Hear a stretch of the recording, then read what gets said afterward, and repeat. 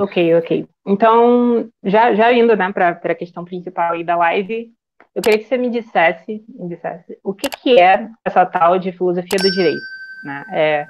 É filosofia, é direito, é um pouco dos dois, sei lá, uma sub-área? Explica aí para mim, por favor. Essa é uma ótima pergunta, porque é isso mesmo, ela mesma já é essa filosofia de alguma coisa, né? Não é só filosofia, é filosofia já do direito, mas também não é filosofia política. Então, que história que é essa?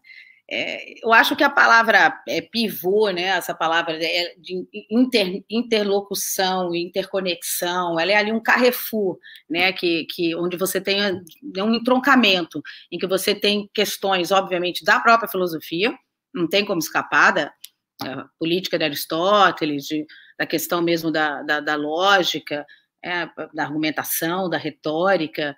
Então, não tem como escapar da filosofia ela mesma, né? Tem uma parcela importantíssima de filosofia política, de teoria política, né? A noção de democracia.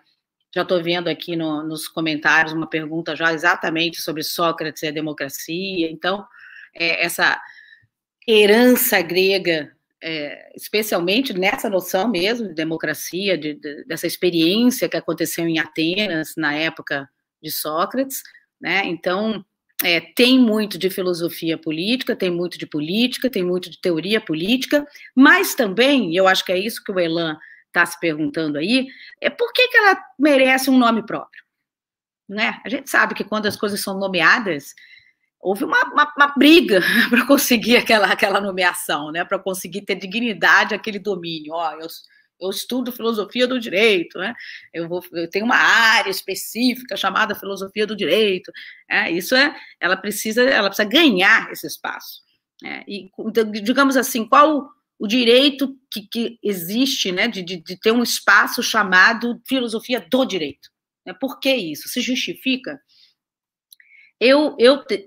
Claro que aí é que está a questão, né? Sem fazer referência à nossa herança greco-romana, a noção de democracia, a noção de república que vem desde Roma, deixando isso aí, esquecendo, muito bom, né? Esquecendo é ótimo, é impossível, né? Nós estamos aqui por conta disso tudo, então não é esquecendo, é só deixando de lado isso tudo, tomando isso como a nossa grande herança, que obviamente nós nunca vamos conseguir colocar de lado, né? Acontece alguma coisa assim no século XIX, no século XVIII, XIX, que é a formação dos Estados-nação. Né? A Revolução Francesa, vocês podem escolher o momento que vocês quiserem como momento histórico primordial. Pode escolher início da filosofia moderna, Renascimento, pode ir voltando, mas em algum momento vocês vão ter que chegar à conclusão que foi com a formação do Estado moderno é que nasce uma concepção de direito nova. Né? Você vai falar, não, peraí, então nunca existiu. Outro problema, não estou falando que nunca existiu direito, né? Estou falando que na modernidade parece que abre-se sim um espaço que a gente pode denominar de um espaço de estudo para questões que envolvem o Estado de Direito. Esse fenômeno novo que surgiu, que é o Estado de Direito. Ainda não é nem democrático de direito, é só Estado de Direito.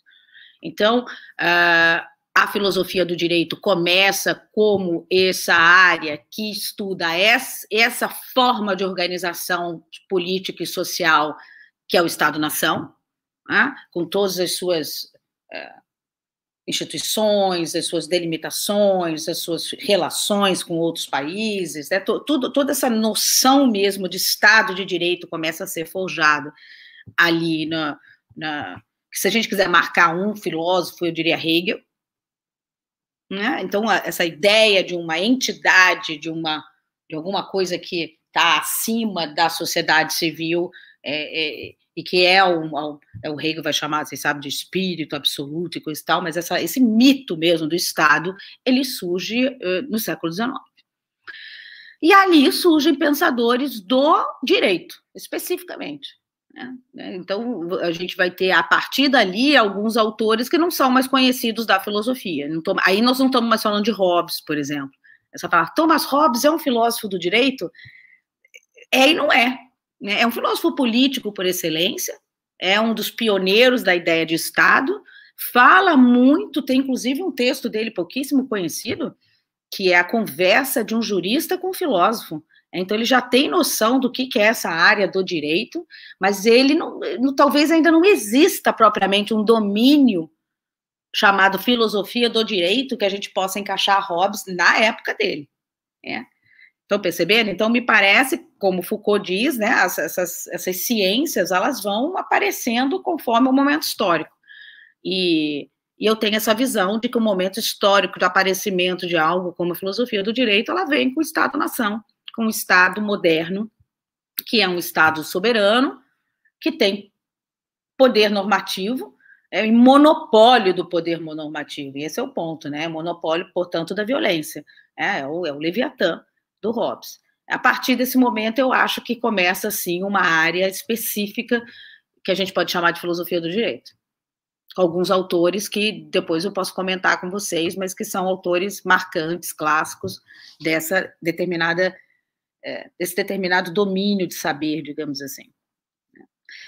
E dentro desse domínio, só para concluir, você pode ter, Noel, Elan, a gente pode olhar para fora e para dentro, né? Então, se a gente olha para dentro desse domínio, eu vou chamar aí de dogmática, né? Todo o estudo, então, das leis, das normas, das instituições que existe dentro desse aparato.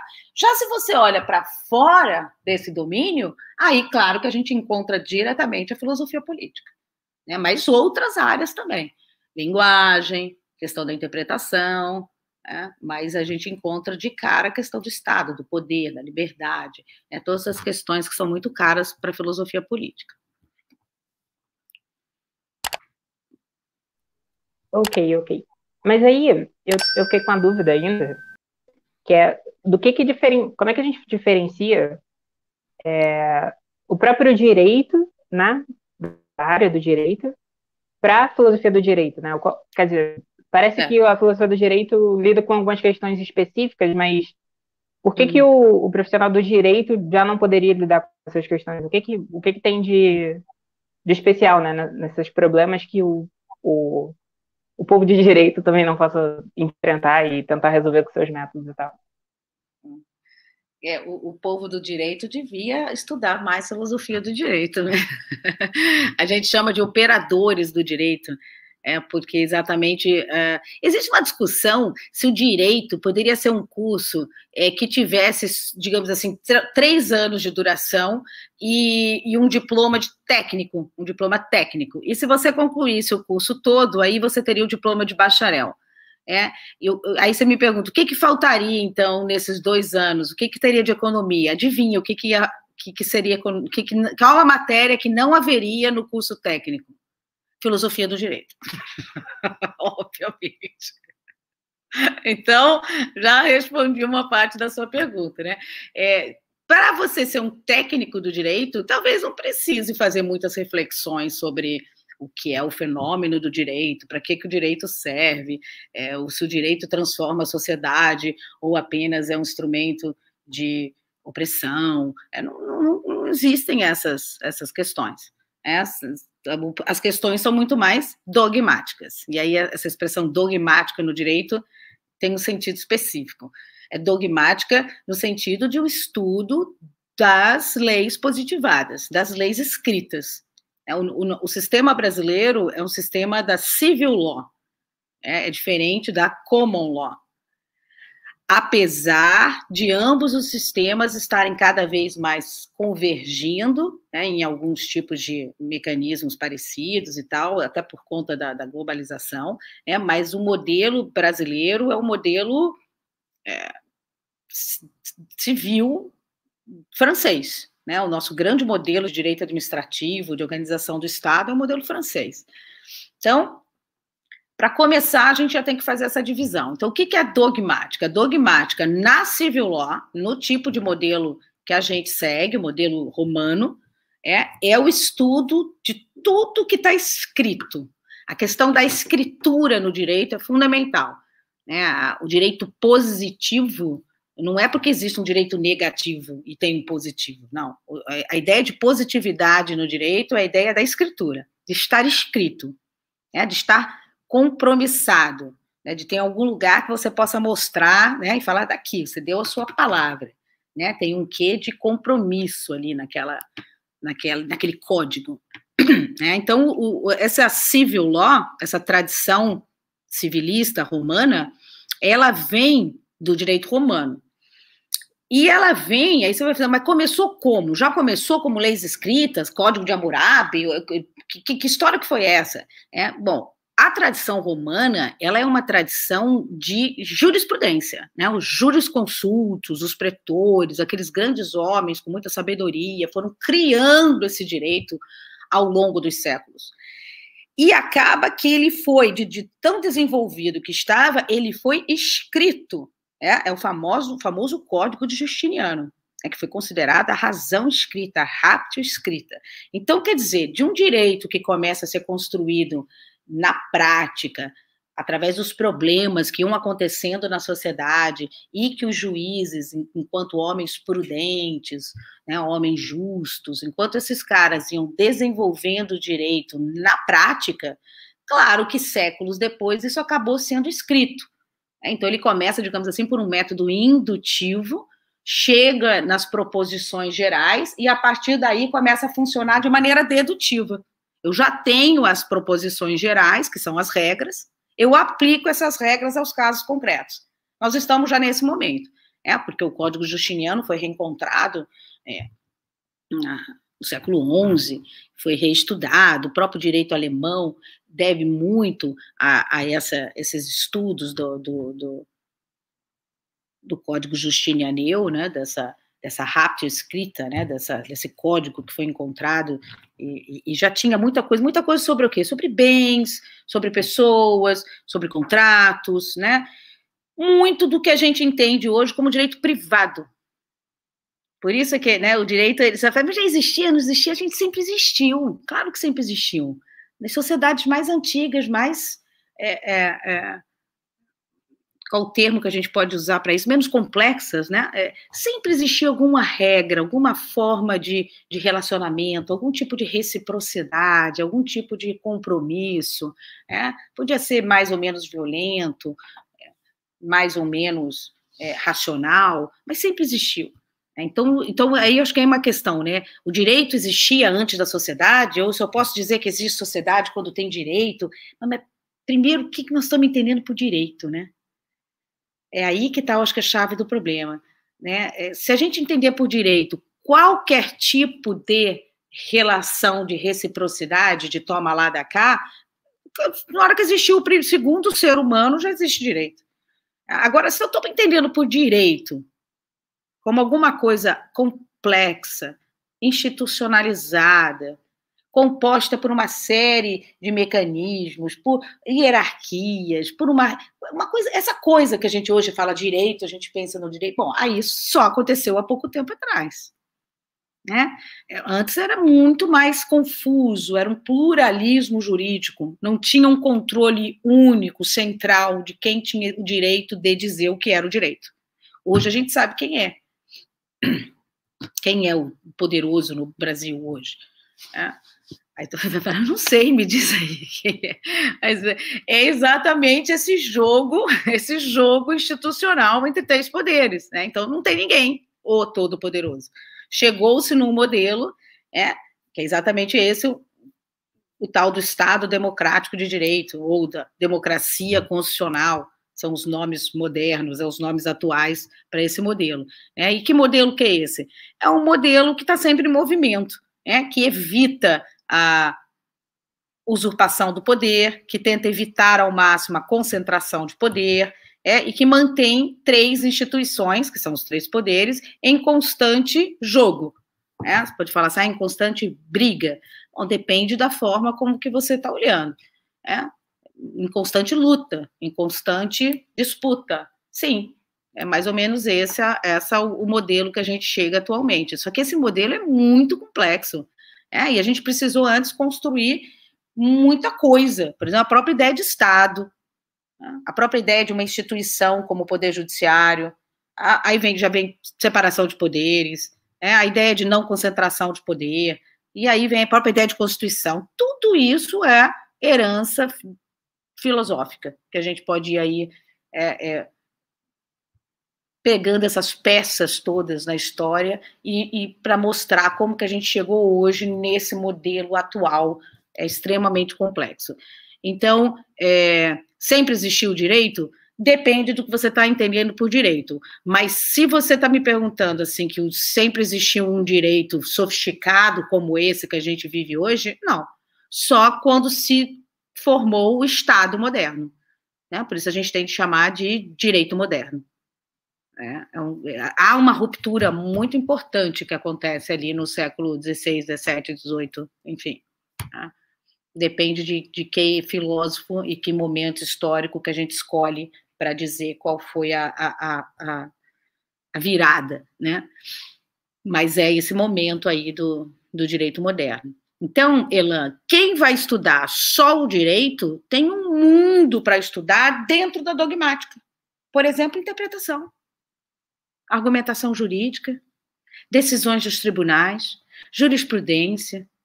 Se você entra em cada área do direito, aparece um novo mundo para você estudar. Em direito penal, criminologia, teses sobre culpabilidade, no direito civil, toda a questão envolvendo contratos, formação de personalidade, direitos de personalidade, do direito administrativo, políticas públicas, estatização, desestatização, enfim, cada área do direito vai abrindo um novo mundo, dentro da dogmática, quer dizer, dentro das leis escritas. Nós não estamos falando sobre concepções filosóficas sobre o Estado, não, nós estamos falando sobre o que está escrito no direito brasileiro hoje, a relação do direito brasileiro com outros direitos, a ONU, declarações internacionais, só o que está escrito já dá um trabalho danado. A gente chama isso de dogmática. E tem também toda a área da filosofia do direito que pouco tem a conversa com a dogmática e que vai conversar exatamente com questões mais filosóficas, mais políticas, né? Tem um autor importante no direito chamado Tércio Sampaio Ferraz Júnior, formou muita gente no Brasil, ele da USP, e ele dá para esse pensamento assim virado para fora, digamos assim, ele dá o nome de zetética, exatamente para se contrapor à dogmática.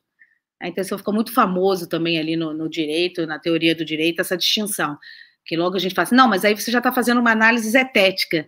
Quer dizer, mas aí você já abriu para milhares de outras questões, né? Psicanálise, filosofia, sociologia, ciências políticas.